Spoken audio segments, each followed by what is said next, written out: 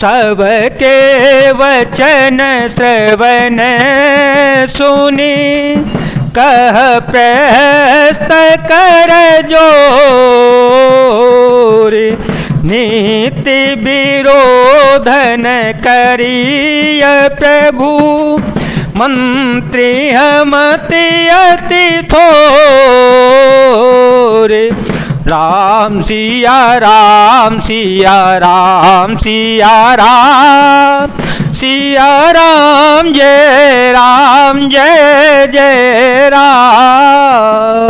कानों से सबके वचन सुनकर रावण का पुत्र प्रहस्त हाथ जोड़कर कहने लगा, हे प्रभु, नीति के विरुद्ध कुछ भी न करना चाहिए, मंत्रियों में बहुत ही थोड़ी बुद्धि होती है। कहीं सचिव सठ ठकुर सुहाती, कहीं सचिव सठ ठकुर सुहाती, नातन पूर आवये भांति, बारी दिनागी एक कपियावा, तासु चरित मन महो सवो गावा, सुदान रही तो मही तव काहो, जारत नगरो कस नहीं धरे खाहो, सुनतनी के आगे दुख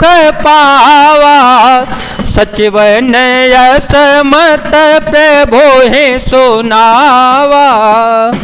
ये सभी मूर्ख खुशामदी मंत्री ठकुर सुहाती मुंह देखी कह रहे हैं, हे नाथ, इस प्रकार की बातों से पूरा नहीं पड़ेगा। एक ही बंदर समुद्र लांग कर आया था, उसका चरित्र सब लोग अब भी मन ही मन गाया करते हैं, स्मरण किया करते हैं। उस समय तुम लोगों से किसी को भूख न थी, बंदर तो तुम्हारा भोजन ही था, फिर नगर जलाते समय उसे पकड़कर क्यों नहीं खा लिया।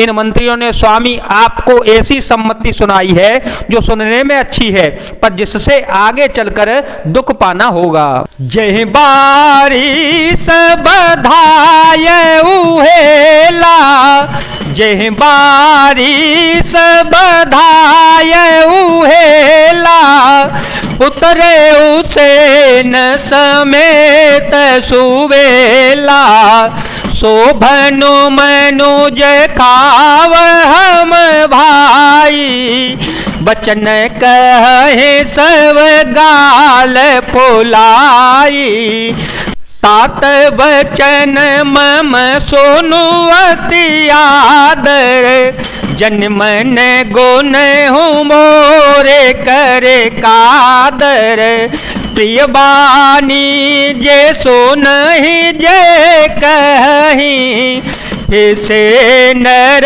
निकाय जग यहीं, बचन परम हित सुनत कठोरे, सुनहि जे कहि ते नर प्रभु थोरे, प्रथम बसीठ सठ सुनु नीति, सीता दे करहो पुण्य प्रीति।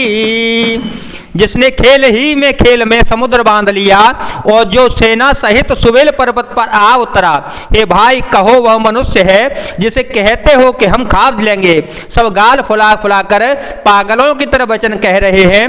हे तात, मेरे वचनों को बहुत आदर से बड़े गौर से सुनिएगा, मुझे मन में कायर न समझ लीजिएगा। जगत में ऐसे मनुष्य झुंड के झुंड बहुत अधिक हैं जो प्यारी मुंह पर मीठी लगने वाली बात ही सुना करते हैं और कहते हैं।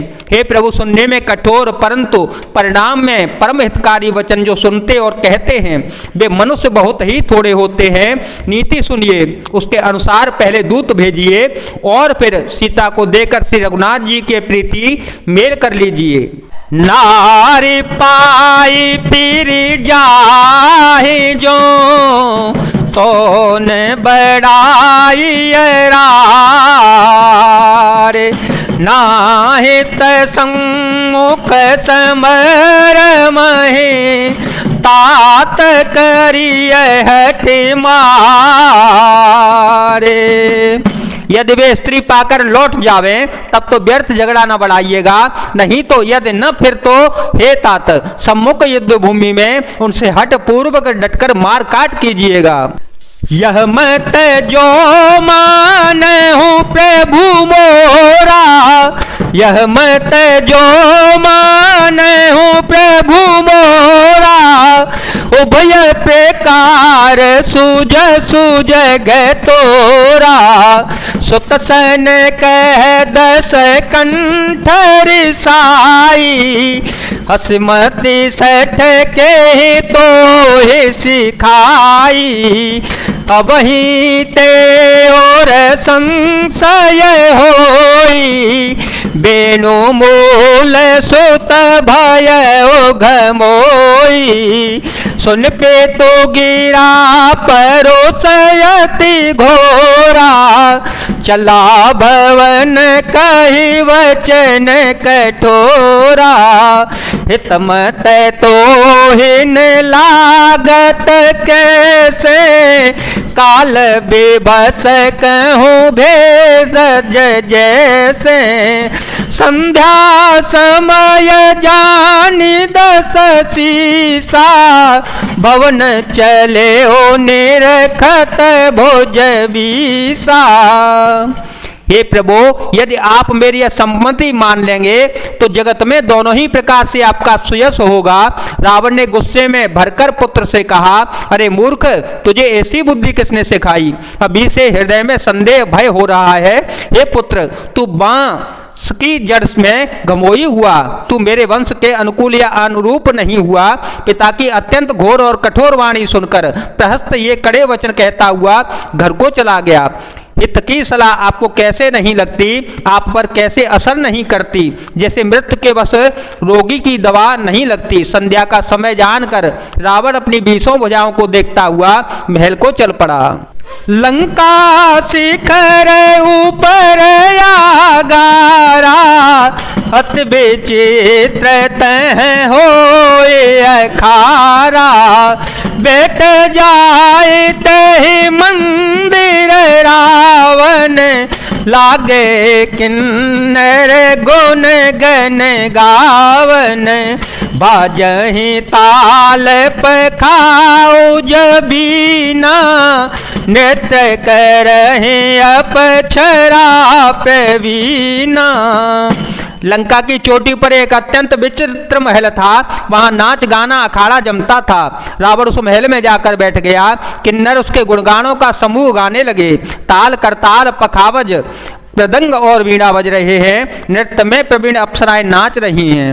सोना रसत सरिस सो, संतत करहि विलास, परम प्रबल रिपुसीस पर, तद्यपि सोचन त्रास। वह निरंतर सैकड़ों इंद्रों के समान भोग विलास करता रहता है। यद्यपि श्री रघुनाथ जी सरीखा अत्यंत प्रबल शस्त्र सिर पर है, फिर भी उसको न तो चिंता है और न ही डर है। यहाँ सुबैल शैल रघुवीरा, यहाँ सुबैल शैल रघुवीरा, उतरे सेन सहित यति भीरा, शिखर एक ओतंग यति देखी, परम रम्य सम शुभ्र विशेषी, तहतरो की सलय सोमन सुहाए, लक्ष्मण रचि निज हाथ डसाए, तापर रुचिर मृदुल मृग छाला, आसन आसीन कृपाला, प्रभु कृत शीस कपीस उछंगा, बाम दहिन देसी चापने संगा, दुकर कमल सुधारत बाना, कहलंके समंत्र लगे काना, बड़भागी अंगद हनुमाना, चरण कमल चापत विधे नाना, प्रभु पाछे लक्ष्मण वीरासन, कटने संग कर बान सरासन। यहाँ श्री रघुवीर सुबेल पर्वत पर सेना की बड़ी भीड़ बड़े समूह के साथ उतरे। पर्वत का एक बहुत ऊंचा परम रमणीय समतल और विशेष रूप से उज्ज्वल शिखर देखकर वहां लक्ष्मण जी ने वृक्षों के कोमल पत्ते और सुंदर फूल अपने हाथों से सजाकर बिछा दिए। उस पर सुंदर और कोमल मृगशाला बिछा दी। उसी आसन पर कृपालु श्री राम जी विराजमान थे। प्रभु श्री राम जी वनराज सुग्रीव को गोद में अपना सिर रखे हैं। उनकी बाईं ओर धनुष तथा दाहिनी ओर तरकस रखा है। वे अपने दोनों कर कमलों से बाण सुधार रहे हैं। विभीषण जी कानों से लगकर सलाह कर रहे हैं। परम भाग्यशाली अंगद और हनुमान अनेकों प्रकार से प्रभु के चरण कमलों को दबा रहे हैं। लक्ष्मण जी कमर में तरकस कसे और हाथों में धनुष बाण लिए हैं। वीरासन से प्रभु के पीछे सुशोभित हैं। ए बेदे कृपारोप गुण धाम राम आसीन, धन्य ते नर ये ध्यान जे रहत सदा लयलीन, पूर्व दिशा विलोकी प्रभु देखाओ दितमयंक, कहत सवहि देखहु शशि मृगपति सरिसय संक। इस प्रकार कृपा रूप सौंदर्य और गुणों के धाम श्री रघुनाथ जी विराजमान हैं। वे मनुष्य धन्य हैं जो सना इस ध्यान में लौ लगाए हुए रहते हैं। पूर्व दिशा की ओर देखकर प्रभु श्री रघुनाथ जी ने चंद्रमा को उदय हुआ देखा। तब वे सबसे कहने लगे, चंद्रमा को तो देखो कैसा सिंह के समान निडर है। पूरब दिशि गुरी गुहा निवासी, पूरब दिशि गिरि गुहा निवासी, परम प्रताप तेजवल राशि, मत नागतम को भविदारी, शश के सरी गगन वन चारी, बिथुरे नव मृकोताहल तारा, निस सुंदरी केर सिंगारा, कह प्रभु ससे महो में चकताई, कहूँ काहन जन जमते भाई। पूर्व दिशारूपी पर्वत की गुफा में रहने वाला अत्यंत प्रताप तेज और बल की राशि यह चंद्रमा रूपी सिंह अंधकार रूपी मतवाले हाथी के मस्तक की विदीर्ण करके आकाश रूपी वन में निर्भर विचर कर रहा है। आकाश में बिखरे हुए तारे मोतियों के समान हैं जो रात्रि रूपी सुंदर स्त्री के श्रृंगार हैं। प्रभु ने कहा, भाइयों, चंद्रमा में जो कालापन है वह क्या है? अपनी अपनी बुद्धि के अनुसार कहो। सहर सुग्रीव सुनहु रघुराई, सच महु प्रगट भूमि के झाई, मारे उराहु शशि कह कोई, उर्मह परि श्यामता सोई, को कह जब विधि रति मुख कीना, सार भाग शशि कर हर लीना, छिद्र सो प्रगट इंदूर माही, तेह मग देखिय नव पर छाही, प्रभु कह गरल बंधु शशि केरा, अति प्रिय निज और दीन वसेरा, विष संजोत कर निकर पसारी, जारत बिरह बत नर नारी। सुग्रीव ने कहा, हे रघुनाथ जी सुनिए, ये चंद्रमा में पृथ्वी की छाया दिखाई दे रही है। किसी ने कहा, चंद्रमा को राहु ने मारा था, वही चोट का काला दाग हृदय में पड़ा हुआ है। कोई कहता है, जब ब्रह्मा ने कामदेव की स्त्री रति का मुख बनाया तब उसने चंद्रमा का सार भाग निकाल लिया, जिससे रति का मुख तो परम सुंदर बन गया, परंतु चंद्रमा के हृदय में छेद हो गया।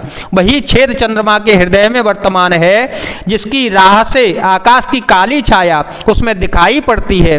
प्रभु श्री रघुनाथ जी ने कहा, विष चंद्रमा का बहुत प्यारा भाई है, इसी से उसने विष को अपने हृदय में स्थान दे रखा है। विषयुक्त अपने किरण समूह को फैलाकर वह विरोगी नर नारियों की जलाया करता है। कह हनुमंत सुनहु प्रभु, ससे तुम्हार प्रिय दास, तब मूरति विदूर वसती, सोई श्यामता भास। हनुमान जी ने कहा, हे प्रभु सुनिए, चंद्रमा आपका प्रिय दास है, आपकी सुंदर श्याम मूर्ति चंद्रमा के हृदय में बसती है, वही श्यामता की झलक चंद्रमा में है। जय जय श्री सीताराम, जय जय श्री हनुमान जी महाराज, जय भोलेनाथ, जय दीनानाथ, जय शिव शक्ति।